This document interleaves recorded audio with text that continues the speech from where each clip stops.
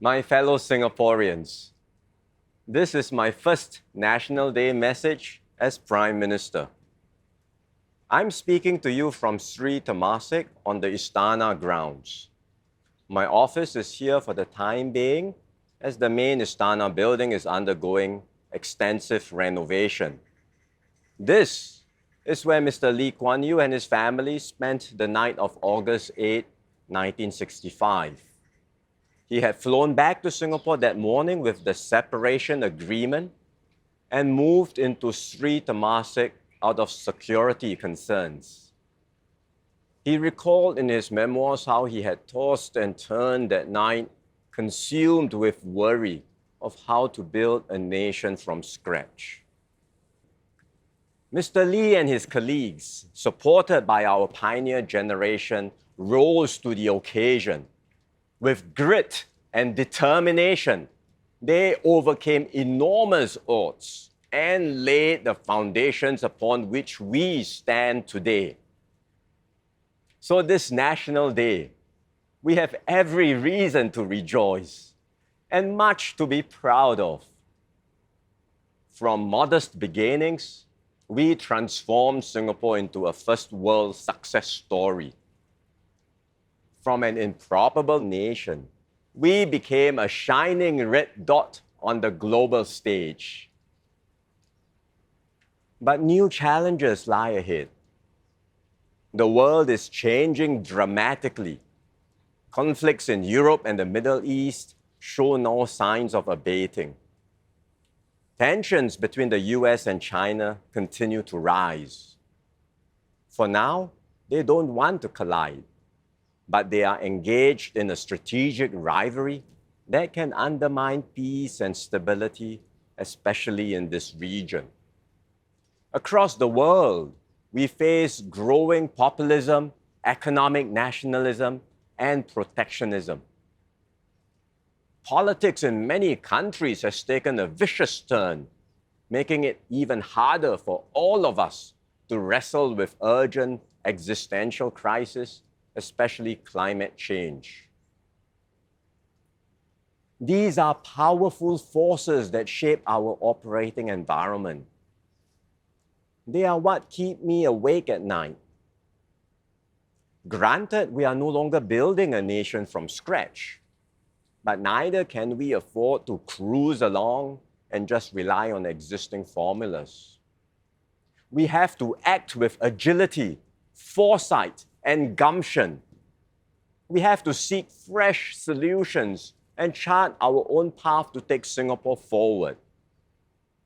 Today, I want to share with you how my government will work with you to build a better Singapore. First, we will forge new opportunities for our people. As a developed economy, we cannot expect to grow as rapidly as before. But we must still pursue economic growth and upgrading through innovation and productivity. That's why we are investing in R&D and new technologies like robotics and AI. And we are undertaking massive infrastructure projects like the Changi Airport Terminal 5 and the Tuas Port to sharpen our competitive edge as a global logistics hub. These strategies are working. In recent weeks, I've met with many CEOs of multinational enterprises. They all express confidence in Singapore. In a fractured and troubled world, they see Singapore as a stable, trusted, and reliable base to expand and grow their operations in Asia. Over the past year, many multinational enterprises across different industries have opened new facilities in Singapore. Pfizer, Hyundai, Global Foundries, Maersk, just to name a few. BioNTech will soon open an mRNA manufacturing facility here, their first such facility in the Asia Pacific. All these investments will propel our economy forward and create new jobs for Singaporeans. But these will be different jobs from what our workers are used to and they demand new capabilities. So we must actively prepare our workforce to seize these opportunities. Through Skills Future, we will help every Singaporean acquire new capabilities throughout their careers. Education will not stop at schools. Our middle-aged workers now have more options to hone their skills and try their hand at something new. We will work closely with the NTUC and employers to equip every worker for the future economy. Second, we will redouble efforts to keep the cost of living stable. Inflation is a major concern for us, as it is for many other countries. We recognize how rising prices are impacting Singaporeans coping with day-to-day expenses. We cannot control global prices, but we can and we have shielded Singaporeans from the worst effects of global inflation by keeping the Singapore dollar strong. This year, with higher economic growth, we expect wages to also increase. In the meantime, we will continue to cushion the impact of inflation, especially on the lower and middle-income Singaporeans, through support measures like the CDC vouchers, cash payouts, and utilities rebates. In the long term, the key to managing the cost of living is to foster innovation and enhance productivity across our economy.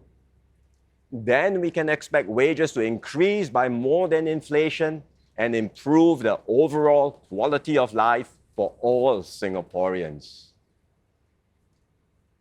I know many are also concerned about housing affordability.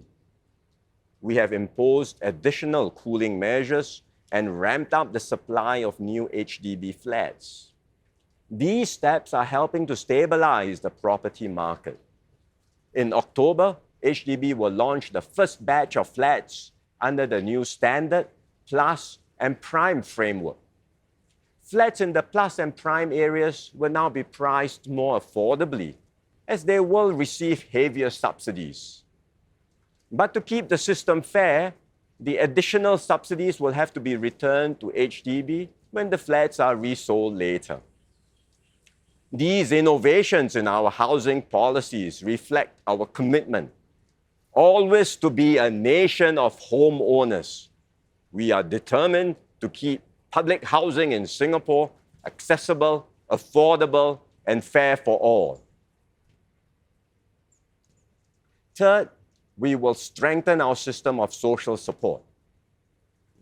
Some will be able to adapt to this new environment of rapid change and volatility, but others will find it tougher to keep pace.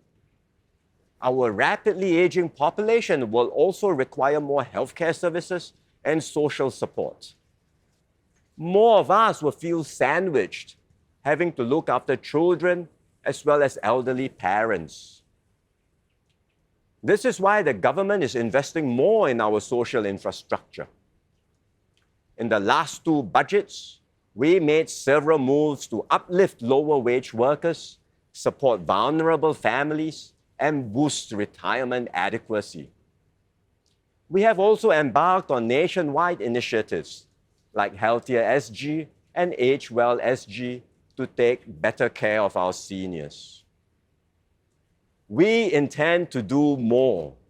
With Forward Singapore, we will take further steps to strengthen our social safety nets. We will enhance support for our families and help Singaporeans bounce back stronger from employment setbacks. We have some ideas on how to do so, which I will share at the National Day rally. Even as the government does more, we will also reinforce individual and community efforts. We encourage each person to work hard, make full use of the support available, and strive their utmost to excel in their jobs and uplift their families. Those who do well for themselves should pay it forward and give others a hand. That's how we keep our society cohesive, resilient, and strong. I have shared some of our strategies to navigate this new world. The challenges ahead are formidable. There are no quick and easy solutions, no model answers to refer to. But the bigger the problems, the greater is our resolve to tackle them head on and to turn vulnerabilities into strengths. 59 years ago, we were a third world nation with paltry means, whether to earn a living or to defend ourselves. Today, we are one of the world's busiest sea and airports, most livable cities, and most educated populations. We may be a young nation, but we have overcome much together. So we have good reasons to be confident about our future. Despite the challenges, we will take Singapore onwards and upwards. Ours will be a future full of exciting opportunities and possibilities. A home where everyone is respected and valued, where everyone can be the best possible version of themselves, and where we will always help one another succeed together. In the Forward Singapore exercise, Singaporeans resolved to strengthen our social compact and work together to scale new heights. That ambition is reflected in the lyrics of this year's NDP theme song. If we just look to each other, then this house will feel like home. And the more we are together, the further we'll go. My fellow Singaporeans, we are in this together. We are in this for each other. Let us take Singapore forward together as one united people. Happy National Day.